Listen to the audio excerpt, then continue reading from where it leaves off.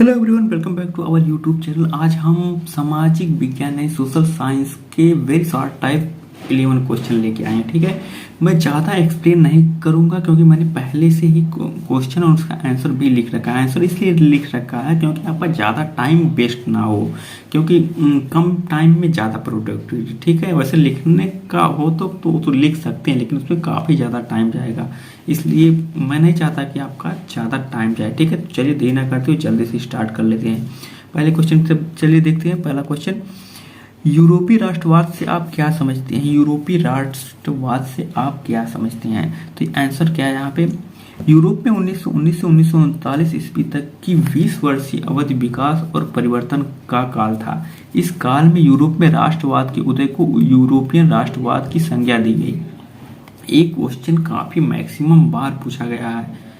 ठीक है, तो इस चीज को याद रखिएगा, आप ध्यान रखिएगा। मतलब यूरोपीय राष्ट्रवाद अगर क्वेश्चन पूछा जाता है तो ये चीजें याद रहे या ना रहे, लेकिन आपको अगर यहाँ पे सन जो दिया है, यहाँ पे ईस्वी 1919 से 1939 ये आप लिखेंगे क्वेश्चन के आंसर में, तो वो ज़्यादा अच्छा माना जाता है। ठीक है, तो यहाँ पे यूरोप में 1919 से 1939 ईस्वी तक 20 वर्षीय अवधि विकास और परिवर्तन का काल था। इस काल में यूरोप में राष्ट्रवाद के उदय को यूरोपीय राष्ट्रवाद की संख्या दी गई। ठीक है, तो अगर आप इस तरह से आंसर लिखेंगे पेपर में तो आपको नंबर भी ज़्यादा मिलने के चांसेस रहते हैं। ठीक है, अगर एग्जामिनर अच्छा हुआ, जनरल मार्किंग कर देता तो अलग बात है। ठीक है, चलिए नेक्स्ट क्वेश्चन की तरफ चलते हैं।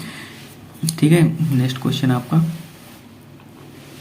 जनवरी 1871 में वसी में हुए एक समारोह में किसको जर्मनी का सम्राट घोषित किया गया था? मतलब 1871 में वसी में कोई समारोह हुआ था, उसमें जर्मनी का सम्राट किसे घोषित किया गया? ठीक है, आंसर देख लेते हैं। जनवरी 1871 में वसी में हुए एक समारोह में प्रसा के काइजर विलियम प्रथम को जर्मनी का सम्राट घोषित किया गया। काइजर विलियम प्रथम मतलब काइजर विलियम फर्स्ट को जर्मनी का सम्राट घोषित किया गया। ठीक है, सन के साथ ये चीज़ें याद रखेंगे तो आपको एग्जाम में नंबर मिलने के चांसेस ज़्यादा होंगे, इस बात का याद रखिए। ठीक है, एक तरह से सैम्पल पेपर भी मान लीजिएगा, मतलब हम एग्जाम में कैसे लिखते हैं। ठीक है, अगर एग्जाम में कैसे हम लिखें कॉपी को, ये भी हम एक वीडियो में बताएंगे आपको। ठीक है, चलिए नेक्स्ट क्वेश्चन की तरफ चलते हैं। नेक्स्ट क्वेश्चन, इटली के एकीकरण में महत्वपूर्ण भूमिका निभाने वाले 3 नेताओं के नाम लिखिए। 3 नेताओं के नाम इटली के एकीकरण में। ठीक है, तो यहाँ पे आंसर देख लेते हैं। इटली के एकीकरण में मेजनी, काबूर और गैरीबाल्डी ने महत्वपूर्ण भूमिका निभाई थी। ये तीनों थे, मेजनी, काबूर और गैरीबाल्डी। इटली के एकीकरण में, एकीकरण का मतलब होता है कि इटली को जोड़ने में, मतलब कि पहले क्या था कि बहुत सारे राज्य थे, उनके अपने अपने राजा थे, वो खुद को अपना एक देश मानते थे। ठीक है, तो इस टाइप से पहले होता था, लेकिन उन्होंने सबको मिला के एक देश बनाया, इसी को एकीकरण कहते हैं। ठीक है, तो चलिए नेक्स्ट क्वेश्चन की तरफ चलते हैं। नेक्स्ट क्वेश्चन, बिस्मार्क कौन था? उसकी सबसे बड़ी उपलब्धि क्या थी? बिस्मार्क, आंसर देख लेते हैं। ऑटोवान बिस्मार्क प्रसा का चांसलर था। जर्मनी का एकीकरण में सबसे बड़ा योगदान था।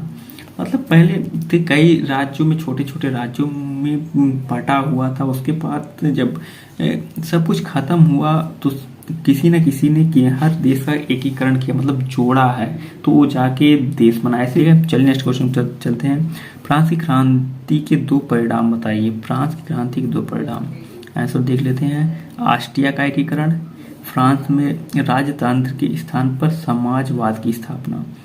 ऑस्ट्रिया का नाम आप लोगों ने सुना होगा, आप लोगों ने ऑस्ट्रिया का नाम बताएं, वहाँ पे साइंस में बायोलॉजी सेक्शन में वर्गीकरण दिया होगा, वहाँ पे गेगर जॉन मेंडल ऑस्ट्रेलिया के थे। ठीक है, चलिए नेक्स्ट क्वेश्चन की तरफ चलते हैं। चलिए देखते हैं, भारत छोड़ो आंदोलन में गांधी जी ने कौन सा नारा दिया था? भारत छोड़ो आंदोलन में गांधी जी ने मतलब कौन सा नारा दिया था? तो देख लेते हैं। भारत छोड़ो आंदोलन में गांधी जी ने करो या मरो का नारा दिया था। इस टाइप के क्वेश्चन वेसार टाइप में अक्सर पूछे जाते हैं, और इस टाइप के क्वेश्चन आपके ऑब्जेक्टिव क्वेश्चन में भी काफ़ी बार मिलते हैं। ठीक है, पूछे जाते हैं। तो चलिए नेक्स्ट क्वेश्चन चलते हैं। गांधी जी द्वारा चलाए गए किन्हीं 3 आंदोलनों के नाम लिखिए। गांधी जी द्वारा चलाए गए 3 आंदोलनों के नाम: असहयोग आंदोलन, सविनय अवज्ञा आंदोलन, भारत छोड़ो आंदोलन। इस सविनय अवज्ञा आंदोलन जो है काफी बार शॉर्ट टाइप क्वेश्चन में या पूछा गया है, ठीक है। तो चलिए नेक्स्ट क्वेश्चन की तरफ चलते हैं। सन 1922 में असहयोग आंदोलन क्यों वापस लिया गया था? 1922 में असहयोग आंदोलन क्यों वापस लिया गया था? तो आंसर देख लेते हैं। महात्मा गांधी ने चौरी चौरा कांड से दुखी होकर असहयोग आंदोलन ले लिया। चौरी चौरा कांड के बारे में आप तो जानते ही होंगे, पढ़ा होगा अपनी क्लास में। चौरी चौरा आंदोलन, चौरी चौरा कांड क्या होता, तो उसकी वजह से दुखी होकर गांधी जी ने असहयोग आंदोलन वापस ले लिया था, क्योंकि उसके बाद वो नहीं चाहते थे कि इस तरह से हिंसा और ज़्यादा हो, इसलिए उन्होंने आंदोलन वापस ले लिया था। चलिए नेक्स्ट क्वेश्चन देख लेते हैं। भारत में राल्ट एक्ट कब लागू किया गया? गांधी जी ने इसका विरोध क्यों किया? ये जो एक्ट हैं, जितने भी एक्ट पूछे जाते हैं एग्जाम में, उनका सन जरूर याद रखिएगा। सन लिखते हैं तो अगर एग्जामिनर एक नज़र में देखता है उसके बाद आगे बढ़ जाता है। सन लिखा होगा तो उसका नज़र मतलब सन पे ही पड़ेगा, क्योंकि नंबर में लिखा होता है, तो इसलिए उसका नज़र इस पे पड़ेगा।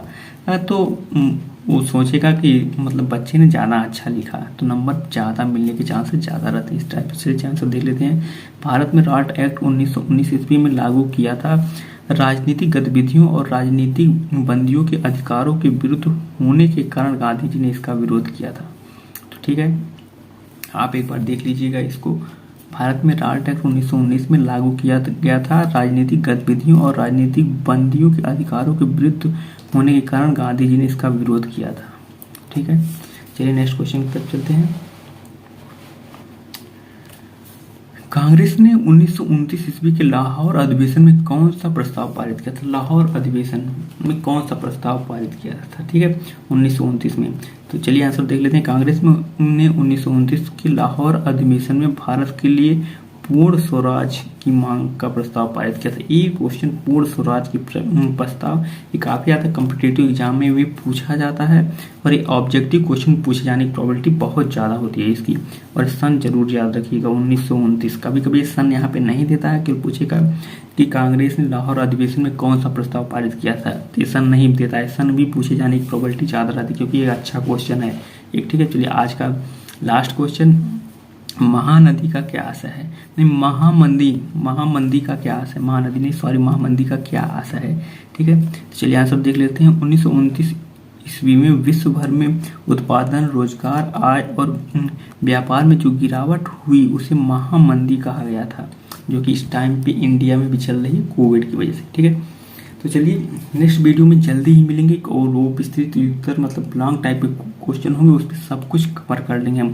और हाँ, हम जल्दी ही साइंस का स्टार्ट करने वाले हैं, ऑब्जेक्टिव क्वेश्चन शायद कल से वीडियो आने स्टार्ट हो जाएंगे।